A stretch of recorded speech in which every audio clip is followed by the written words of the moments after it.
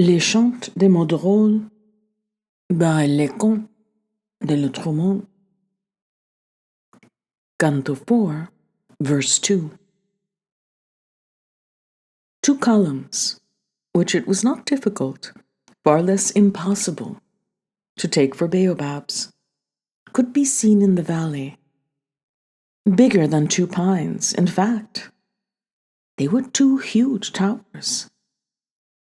Now, though, at first sight, 2 baobabs do not look like 2 pines, or even like 2 towers, nevertheless, by adroit use of the strings of prudence, one may affirm without fear of error, for if this affirmation were accompanied by the least scrap of such fear, it would be no affirmation, although a single name expresses these 2 phenomena of the soul, whose characteristics are sufficiently well defined, as not to be easily confused. One may affirm that a baobab is not so very different from a column. That comparison between these 2 architectural forms should be forbidden, or geometrical forms, or both, or neither, or rather high and massive forms. I have just discovered, I do not deny it, the epithets appropriate to the nouns column and baobab. And I want you to know that it is not without a feeling of joy, mingled with pride, that I make this observation to those who, after raising their eyelids, have made the very praiseworthy resolution to look through these pages, while the candle burns, if it is night, while the sun casts its light, if it is day. And yet, even if a higher power were to command us, in the clearest possible terms, to cast this judicious comparison, which everyone has been able to relish with impunity, into the abyss of chaos, even then, and especially then, let us not lose sight of this main axiom, that the habits acquired over years through books and contact with one's fellows, and the innate character of each individual, which develops in rapid efflorescence, all these would impose on the human mind the irreparable stigma of relapse into the criminal use. A criminal, that is, if we momentarily and spontaneously take the point of view of the superior power, of a rhetorical figure which several people despise, but many adore. If the reader finds this sentence too long, let him accept my apologies, but let him expect no groveling on my part. I may acknowledge my mistakes, but I will not make them more serious by my cowardice. My reasoning will sometimes jingle the bells of madness, and the serious appearance of what is, after all, merely grotesque, although, according to some philosophers, it is quite difficult to tell the difference between the clown and the melancholic man, life itself being but a comic tragedy, or a tragic comedy. However, each of us is free to kill flies and even rhinoceri from time to time, as a relaxation from too demanding labors. The speediest way of killing flies, though it may not be the best, is this: you crush them between the first 2 fingers of your hand. The majority of writers who have gone into this subject have calculated, apparently convincingly, that it is preferable in several cases to cut off their heads. If anyone should reproach me for speaking of such an absolutely trivial subject as pines, I should like him to note, without bias, that the greatest effects are often produced by the smallest causes. And, without straying more from the setting of this piece of paper, one cannot see that the laborious piece of literature which I have been composing since the beginning of this strophe would perhaps be relished less if were based on a problem in chemistry or internal pathology. Besides, in nature, there are all kinds of tastes, and when at the beginning I compared the columns to the pines with such exactitude, certainly I did not think I would one day be reproached for it. I base this on the law of optics, which have proved that the further away from an object one stands, the smaller the image of its reflection on the retina. Thus, it is that what our mind's tendency to farce takes for a wretched attempt at wit is simply, in the author's own mind, an important truth, solemnly proclaimed.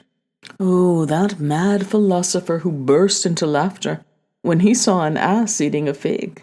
I'm not making this up. Ancient books have recounted in the fullest detail this willful and shameful derogation of human nobility. I cannot laugh. I have never been able to laugh, though I have tried to do it several times. It is very difficult to learn to laugh, or rather, I think that a feeling of loathing for this monstrosity is an essential feature of my character. Now, I have witnessed something even more outrageous. I have seen a fig eating an ass, and yet I did not laugh, honestly. Not a muscle on my face moved. The need to cry took such violent possession of me that my eyes shed a tear. Nature, nature, I cried, sobbing. The hawk tears the sparrow to pieces, the fig eats the ass, and the tapeworm devours man. Before deciding to go on, I wonder if I have spoken of the way to kill flies. I have I not? And yet, it is equally true that I had not previously spoken of the destruction of rhinoceri. If certain of my friends were to claim the contrary, I would not listen to them, and I would bear in mind that praise and flattery are two great stumbling blocks. However, in order to appease my conscience as far as possible, I cannot help observing that this dissertation on the rhinoceros would carry me beyond the limits of patience and composure, and would probably, let us even be so bold as to say certainly, daunt the present generation. To think of not speaking of the rhinoceros after the fly!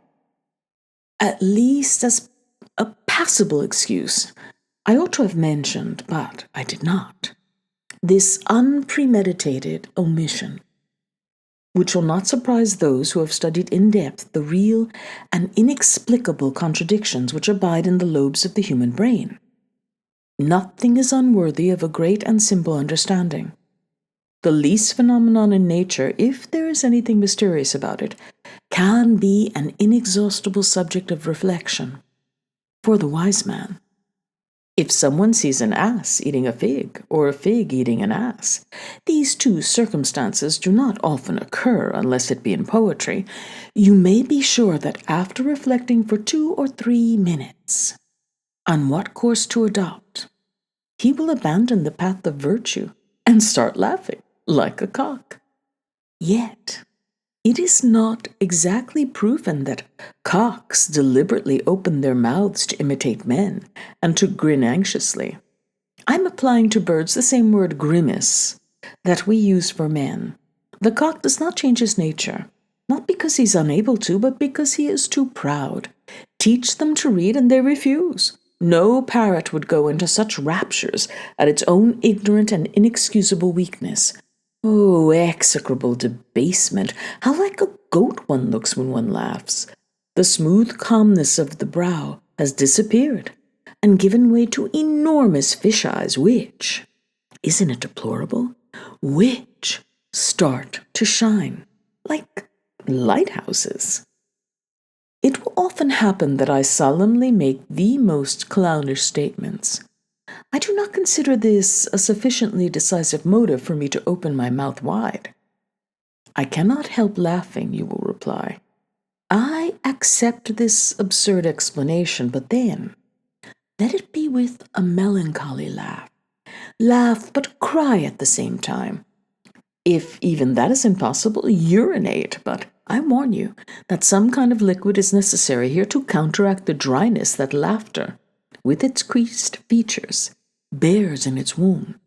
For my part, I shall not be put out by the ludicrous chuckles and strange bellowings of those who always find fault with a character which is not like their own, because it is one of the countless intellectual variations which, without departing from his primordial model, God created for the guidance of this bony frame of ours. Until our times, poetry has taken the wrong path. Rising up to the sky or crawling along the ground, it has failed to recognize the principles of its existence and has with good reason been scorned by honest people. It has not been modest, and modesty is the noblest quality which can exist in an imperfect being. I wish to display my good qualities, but I am not hypocritical enough to hide my vices. Laughter, evil, pride, and madness will appear in turn, along with sensibility and the love of justice, and will be an example to the utter astonishment of all men. Everyone will recognize himself in my work, not as he ought to be, but as he is. And perhaps this simple ideal, which my imagination has conceived, will yet surpass all that has been held most magnificent and most sacred in poetry up till now. For if I let my vices seep through in all these pages, people will believe even more in the virtues which shine through in them, and I shall put such high and glorious halos around those virtues that the greatest geniuses of the future will be sincerely grateful to me. Thus, hypocrisy will be categorically hunted out of my abode, and there will be impressive evidence of power in my songs, in the way I disdain received ideas. He sings for himself alone, not for his fellow beings. He does not put the measure of his inspiration in the scales of human judgment. Free as the tempest, one day he ran aground on the indomitable strand of his terrible will. He fears nothing, unless it be himself. In his supernatural combats he will attack man and the Creator to his advantage, as when the swordfish thrusts its sword deep into the whale's belly. Accursed be him by his children and by my fleshless hand, who persists in not understanding the implacable kangaroos of laughter and the bold lice of caricature. The 2 huge towers could be seen in the valley. I said so at the beginning. Multiplying them by 2, the result was 4. But I could not see very clearly the necessity of this arithmetical operation.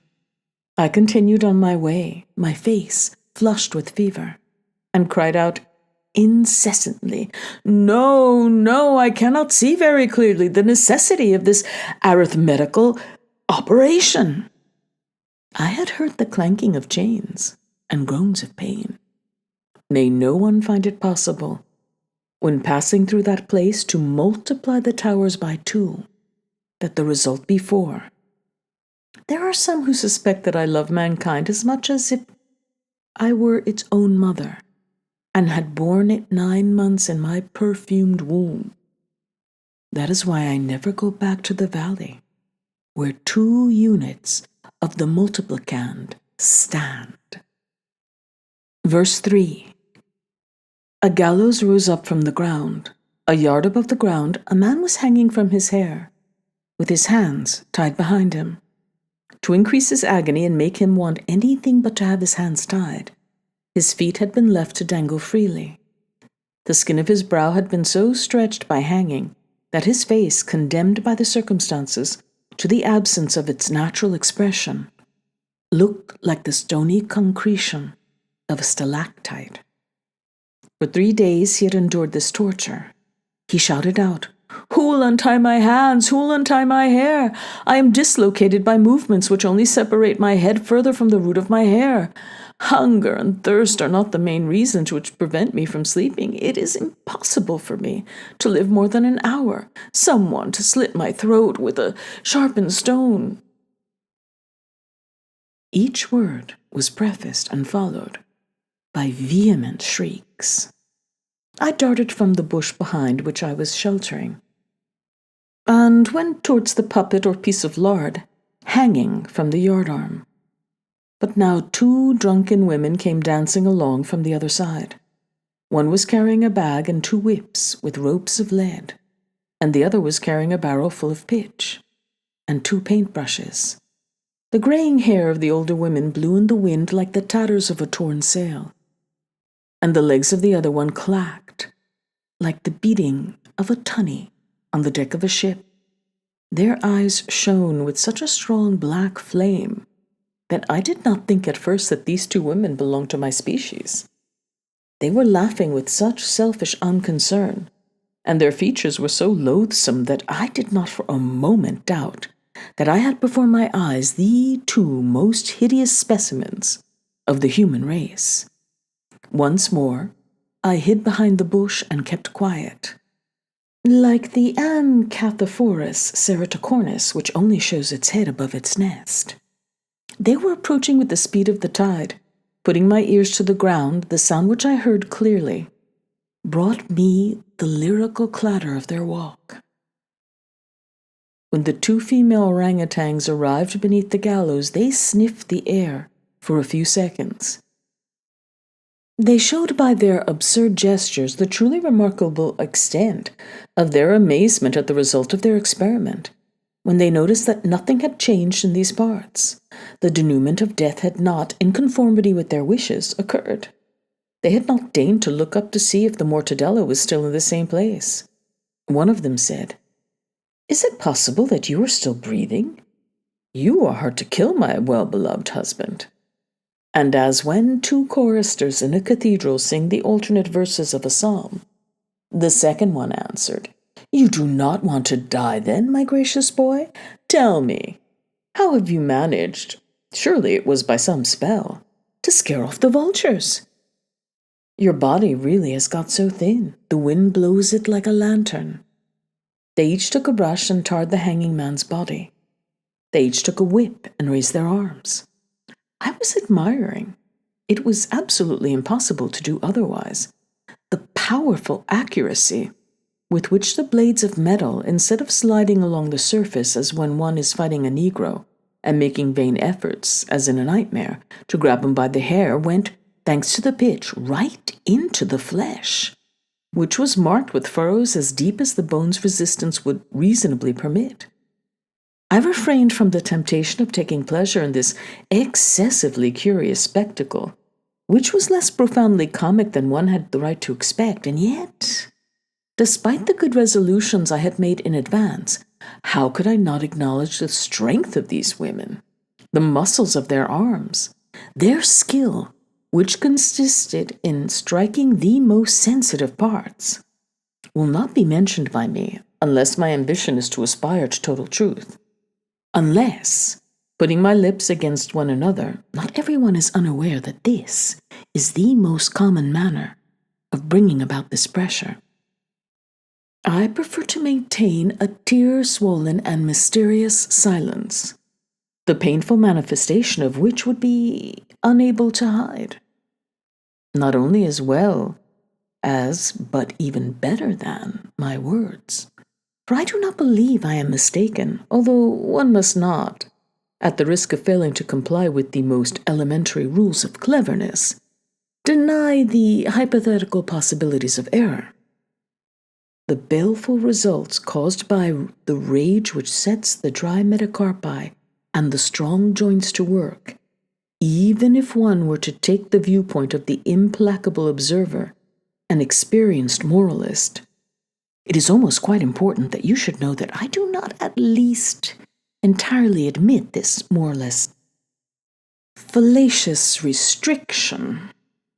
Even then, doubt would not be able to spread its roots in this matter, since I do not at this moment suppose him to be in the hands of a supernatural power, and he would inevitably perish, though not suddenly, perhaps, due to the lack of a sap which fulfilled the simultaneous conditions of being nutritious and free of poisonous matter. It is understood, if not, then do not read me, that in saying this, I am merely introducing the timid personality of my own opinion.